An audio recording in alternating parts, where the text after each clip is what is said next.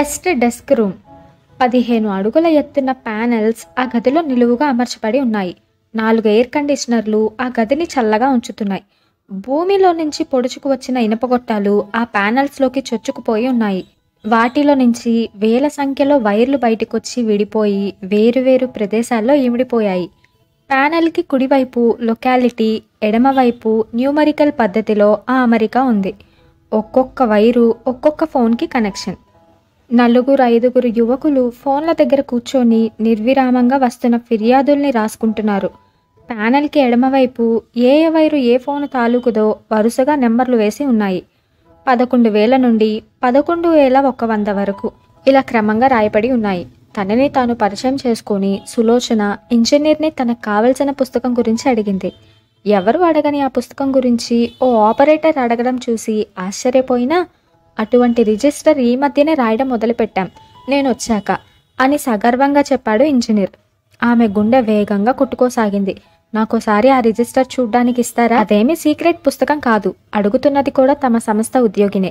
అందుకని అతడు డ్రాయర్లో నుంచి ఆ పుస్తకాన్ని తీసి ఇస్తూ, సాధారణంగా చాలా ఎక్స్చేంజీల్లో ఈ పుస్తకాన్ని ఉంచరు. దీని ప్రాముఖ్యత చాలా మందికి తెలీదు.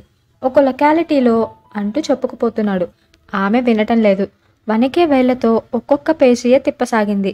ఇంకా పూర్తిగా రాయబడలేదు ఆ రిజిస్టర్. కొన్ని రోజుల క్రితమే మొదలుపెట్టుబడి ఉంది.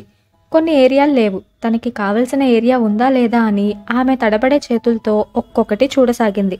సంతోష్ నగర్, సమీర్పుర, సంగత్పేట, ఆ తరువాత కనపడింది సూర్యోదయ కాలనీ. ఇక రేవంత్ పరిస్థితి ఏంటో చూద్దాం. పెద్ద శబ్దం చేసుకుంటూ దిగిన విమానం చిన్న కుదుపుతో ఆగింది. అరవింద ఘోష్ ఆనందంగా వాచి చూసుకున్నాడు. 12 నిమిషాల తక్కువ 5. గర్వంగా నవ్వుకుంటూ హోస్టెస్ వైపు చూసి కన్ను కొట్టాడు. ఎప్పుడో మమ్మల్ని అందరినీ చంపేస్తావు. నువ్వు నీ ఫోర్స్కి బెల్లీ ల్యాండింగ్ కూడా వీలు పడదు అంది. అవును, ఫోర్స్తో బెల్లీ కూడా ల్యాండ్ అవ్వనివ్వను అన్నాడు. ఆ మాటల్లో మరో అర్థమై నవ్వింది ఆమె. సరిగ్గా అదే సమయానికి రేవంత్ అరైవల్ అని రాసి ఉన్న చోటికి పరిగెడుతున్నాడు. విమానం తలుపులు తెరుచుకోగానే బయటపడిన మొదటి ప్రయాణికుడు అతడు లోపలికి ప్రవేశిస్తుంటే మైక్లో వినపడింది. Mister Revanth, passenger from Delhi is requested at enquiry counter. అతడు దాని గురించి అలా పరిగెత్తుకుంటూ వచ్చిన వాడ్లా అదే వేగంలో ఎంక్వైరీ కౌంటర్ దగ్గరకు వెళ్ళాడు. అతడి కోసం ఫోన్ వచ్చింది. అది సులోచన దగ్గర నుంచి. అతడు చప్పున రిసీవర్ తీసుకొని తడారిన గొంతుతో ప్రశ్నించాడు. ఏం సులోచన, దొరికిందా అని. లేదు. బకెట్ నీళ్ళు ఒక్కసారిగా గుమ్మరించినట్టయింది. ఒక్కసారిగా ఊపిరి వదులుతూ నిరాశ నిస్పృహలు నిండిన కంఠంతో లేదా అన్నాడు. ఇప్పుడు జేమ్స్ పరిస్థితి ఏంటో చూద్దాం. ఆ వీధి చివరి వరకు కార్ లాగి ఉన్నాయి. తను కూడా మోటార్ సైకిల్ ఒక పక్కగా ఆపి కార్లు పక్కగా నడుచుకుంటూ వెళ్ళసాగాడు. అతడికి ఆ ఇంట్లో ఏ వంచనో కూడా అర్థం కాలేదు. అసలు ఆ ఇల్లో కాదో కూడా అనుమానమే. ఒకవేళ అదే ఇల్లైతే అతడికో చిలిపి ఊహ కూడా వచ్చింది. సాయంత్రం 5 గంటలతో రేవంత్ పందెం తాలూకు గడువు పూర్తయిపోతుంది. అందుకని విమానాశ్రయం నుంచి సరాసరి ఇక్కడికి తెప్పించే ఏర్పాటు చేస్తుందేమో ఈ అమ్మాయి. కానీ అతడు ఆలోచనే అతడికి నవ్వు వచ్చింది. సులోచన రేవంత్కి చెప్తుంది, 100 ఫోన్ల దాకా ఉన్నాయి ఆ లొకాలిటీలో. దాదాపు ప్రతి ఫోను ప్రయత్నించాను, ఎక్కడా దొరకలేదు. ఎలా ప్రయత్నించారు? ఫోన్ అవతలి వారు ఎత్తగానే రమ్య ఉందా అని అడగడం మొదలుపెట్టాను. నేను తనకి స్నేహితురాలైనట్టు. ప్రతిసారి లేదనే సమాధానం వచ్చింది. నిస్పృహతో అతడు తల విదిలించాడు. అసలు తను వేసిన త్రిభుజాలు, పైథాగరస్ సిద్ధాంతం అంతా కాకుల లెక్కేనేమో. కాకుల ప్రసక్తి రాగానే ఆ అమ్మాయి చెప్పిన కాకుల తుపాకీ శబ్దం కథ జ్ఞాపకం వచ్చింది. తార్కికంగా ఆలోచించేవాడు ఎక్కడా ఏ లొసుగులు ఉంచుకోడు. మీరు లొకాలిటీలో అన్ని నెంబర్లకి చేశారా? చేశాను. ఏం? ఒక్కటి కూడా అవుట్ ఆఫ్ ఆర్డర్ పాడైంది లేదా? సులోచన నాలుక కరుచుకొని ఉన్నాయి అంది. ఏమిటవి? ఆమె తన ముందున్న కాగితం చూసుకొని 3 నెంబర్లని చెప్పింది. నెంబర్లు కాదు, నాకు అడ్రస్సులు, అవి ఎవరివో వివరాలు చెప్పండి. సులోచన రిజిస్టర్ తిరగేసి చూడసాగింది. ఈ లోపులో రేవంత్ ఆలోచించసాగాడు.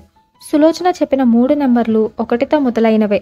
కానీ వెన్నెల్లో ఆడపిల్ల రకరకాలుగా చెప్పిన లెక్కల ప్రకారం చివరి 3 అంకెలు 0, 4, 6 అయి ఉండాలి. ఈ 3ఇంటిలోనూ అది లేదే. ఇంతలో సులోచన అన్నది, మొదటి నెంబర్ ఎలక్ట్రిక్ సబ్స్టేషన్ది. గుడ్. రెండోది డాక్టర్ పరాంజపే. వడివడిగా కొట్టుకునే గుండెతో మూడవది అని అడిగాడు. Bhagavantha Rao, proprietor Ramya industries. ఆమె ఇంకా చదువుతూనే ఉంది. రేవంత్ ఆనందంతో వచ్చేసింది అంటూ పెట్టిన కేకకి ప్రయాణికులు అందరూ ఒక్కసారిగా అటు తిరిగారు. అతడు పట్టించుకోలేదు. అట్నుంచి సులోచన ఫోన్లో కంగ్రాట్స్ చెప్తుంది. ఆమెకు తెలుసు ఇంతకాలం రేవంత్ పడిన పాటలు. చేతిలో నుంచి టెలిఫోన్ జారిపోకుండా గట్టిగా పట్టుకున్నాడు రేవంత్. తనని తాను సంభాళించుకుంటూ ఎంత నెంబర్ అని అడిగాడు. 13733 అని చెప్పింది Sulochana. I ate nothing for 6 గంటలు అన్నాడు నవ్వుతూనే.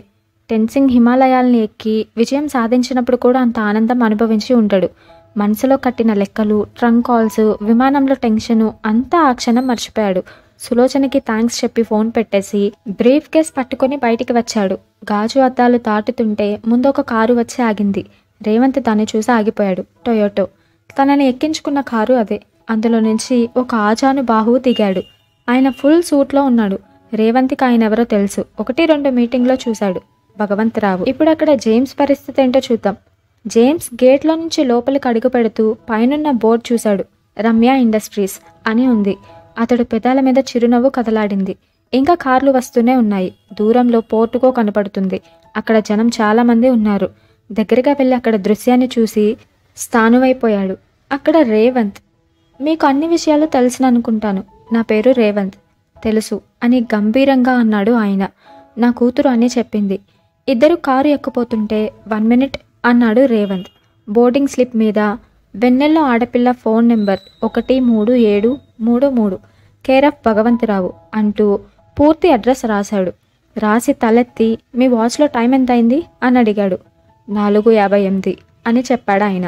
ఆ టైం ఇక్కడ వేస్తున్నాను. 2 నిమిషాల గడువు ఉండగానే నేను మీ అమ్మాయి ఫోన్ నెంబర్ కనుక్కోవడం ద్వారా గెలిచాను. ఇంటికెళ్ళాక మీరే నాకు సాక్ష్యం ఇవ్వాలి అంటూ విజయం సాధించిన వాడిలా నవ్వాడు. ఆయన మాట్లాడలేదు. ఇద్దరు కూర్చున్నాక కారు బయలుదేరింది. ఆకాశం మేఘవృతమై ఉంది. ఒక కొంగల బారు దక్షిణ దిక్కుగా సాగిపోతుంది. రాబోయే తుఫాను భయంతోనా అన్నట్టు నగరం అప్పుడే విశ్రాంతి ముసుగులోకి జారుకుంటుంది. చలిగాలి రివ్వున కారులోకి కొడుతుంది. రేవంత్ తల తిప్పి భగవంతరావు కేసి చూశాడు. నుదుటి మీద చెయ్యి పెట్టుకొని సీటు వెనక్కి వాళ్ళి కళ్ళు మూసుకొని ఉన్నాడాయన. బాగా అలసిపోయినట్టు, ఏదో కోల్పోయినట్టు ఉన్న ఆయన్ని చూస్తే రేవంత్కి అనుమానం వేసింది. కూతురు తనతో స్నేహం చేయడం ఈయనకి ఇష్టం లేదేమో అని. పందెం గడువు పూర్తయ్యే సమయానికి ఎయిర్పోర్టుకి కూడా కారు పంపిందంటే తండ్రికి పూర్తి వివరాలతో సహా తన గురించి చెప్పే ఉంటుంది. తను ఓడిపోయి ఉంటాడనుకొని కారు పంపింది నిజమే. కానీ చివరి నిమిషంలో తను గెలిచాడని తెలిస్తే ఉడుక్కుంటుందా ఏమో. సంతోషించను వచ్చు. ఎవరు గెలిపైనా ఇద్దరి గెలిపేగా.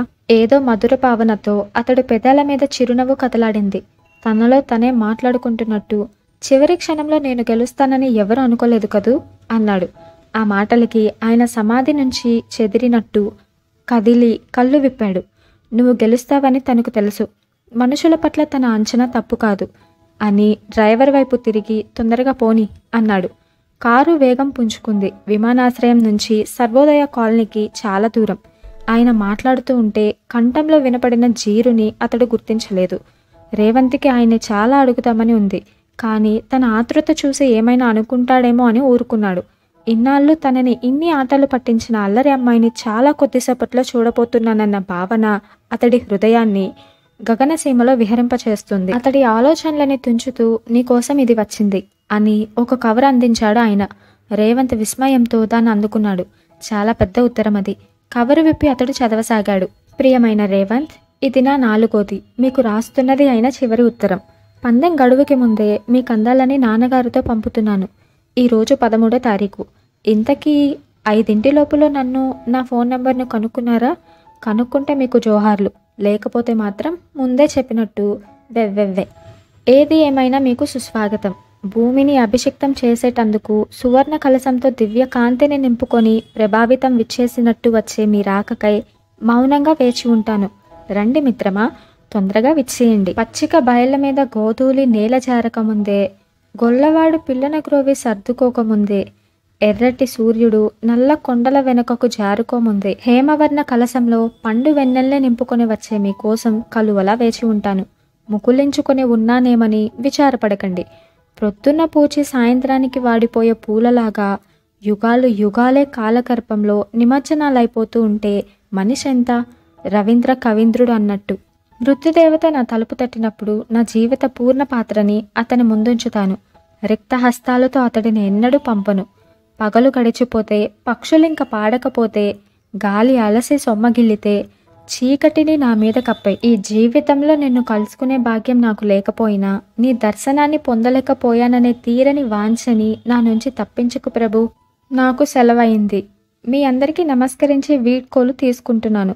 నా ఇంటి తాళం చేతుల్ని తిరిగి ఇచ్చేస్తున్నాను. చదువుతున్న రేవంత్కి మనసులో ఏదో అనుమానం కదలాడింది. ఇంతలో పక్క నుంచి వెక్కుతున్న శబ్దం వినిపించింది. చప్పునట్టు తిరిగాడు. అప్పటి వరకు బింకంగా కూర్చున్న భగవంతరావు రుమాలు నోటికి అడ్డు పెట్టుకుని బలవంతంగా దుఃఖాన్ని ఆపుకోవడానికి ప్రయత్నించడం గోచరమైంది. అతడు తన వైపు చూడడం గమనించి ఆయన దుఃఖంతో పూడుకుపోయిన కంఠంతో, నువ్వు వచ్చే వరకు శవాన్ని కదల్చకూడదు అన్నది తన ఆఖరి కోరికే. అందుకని నేనే స్వయంగా అని ఆ పైన ఇక మాట్లాడలేకపోయాడు. స్తబ్దంగా ఉన్న హిమవన్నంగం అకస్మాత్తుగా కిలాగ్ని జ్వాలల్ని ఎగజిమ్ముకుంటూ విస్ఫోటనమైనట్టు, భ్రమణాన్విత హేలాయుత ప్రకృతి లీలారుత జీవనం హఠాత్తుగా స్తంభించిపోయినట్టు, మిన్ను విరిగినట్టు, మిన్ను మన్ను కలిసినట్టు. అతడు ఎంతసేపు అలా ఉండిపోయాడో తెలీదు. కారు అవతల దృశ్యాలు కనపడడం లేదు. నోట మాట రాలేదు. మనసు ఆలోచించడం మానేసింది. వ్యధ దారుణమై అర్ణవమై చెలియల కట్ట దాటుతుంటే చేతిలో ఉత్తరమే ఓదార్పయింది. కంటి ముందు ఏర్పడిన నీటి పొర అక్షరాల్ని కలగా పులగం చేస్తుంటే ఒక్కో అక్షరం కూడా పలుక్కుంటూ చదవసాగాడు. ఏ అర్ధరాత్రి పూటో కడుపులో విపరీతంగా నొప్పి వచ్చేది. మామూలుగా గ్యాస్ట్రిక్ అన్నారు డాక్టర్లు. ఆక్స్ఫర్డ్ నుంచి వచ్చేశాక అది ఎక్కువైంది. ఎవరో స్పెషలిస్ట్కి అనుమానం వచ్చి సెప్కెట్రోస్కోప్ పరీక్షిస్తే అప్పుడు బయటపడ్డ వ్యాధి డాక్టర్లందరూ కలిసి పెట్టిన అందమైన పేరు హెప్టిక్ టైప్ ఇంటర్మిటెంట్ ఫార్ఫెరియా. మృత్యువు మింగే వరకు మనిషిని మామూలుగానే మిగిల్చే వ్యాధి. మరణం అనివార్యమని తెలిసాక బ్రతకడం చాలా కష్టం రేవంత్. బ్రతికిన 1-2 నెలలు హాయిగా సంతోషంగా నవ్విస్తూ గడపాలని నా కోరికే. నా మరణం సంగతి తెలిసింది. నాన్నగారికి ఒక్క కోరికే. ఆయన నాకు తండ్రే కాదు, స్నేహితుడు, గురువు అన్నీ. ఈ నెల రోజులు నిర్విరామంగా నాకు నేను పని కల్పించుకోవడం కోసం, చావు గురించిన ఆలోచనల నుంచి ఓదార్పు పొందడం కోసం నాకు నేస్తం కావాల్సి వచ్చింది. ఆ రోజుల్లోనే పేపర్లో చూశాను. భారతదేశపు ఏకైక గ్రాండ్ మాస్టర్ని. నాకు సమవుజ్జి మీరే అనిపించారు. నేను చేస్తున్నది తప్పని, మీకు అనవసరమైన ఆసక్తిని కలగచేస్తున్నానని నాకు తెలుసు రేవంత్. కానీ నా చుట్టూ పని కల్పించుకోవడం కోసం మొదలుపెట్టిన ఈ చదరంగపు ఆటతో నేను మెడలోతు ప్రేమలో కూరుకుపోయాను. తెలివితేటల్ని బయటపడనివ్వకుండా అమాయకంగా ఫోన్లో ప్రశ్నలు అడిగే మీరంటే రోజు రోజుకి ఇష్టం పెరగసాగింది. ఏ సైంటిస్టో నా ఈ వ్యాధికి మందు కనుక్కుంటే ఎంత బావున్నో అనుకుని క్షణం లేదు. నా ఆశని పరిహసించడానికా అన్నట్టు ఈ నొప్పి ఎక్కువ కాసాగింది. నేను దగ్గరవుతున్నాను సుమా అని మృత్యువు రక్తరూపంలో నోటి నుంచి బయటకొచ్చి అప్పుడప్పుడు హెచ్చరించేది. పైకి మాత్రం అందరికీ అల్లరి రమ్యనే. ఈ అల్లరి పిల్ల ఈ మాత్రం దానికే భయపడిపోతుందా? చావునే పీల్చి డైరెక్ట్గా చెప్పేసింది, ఓ మృత్యువా, నీకోసం నేను ఎదురు చూడను.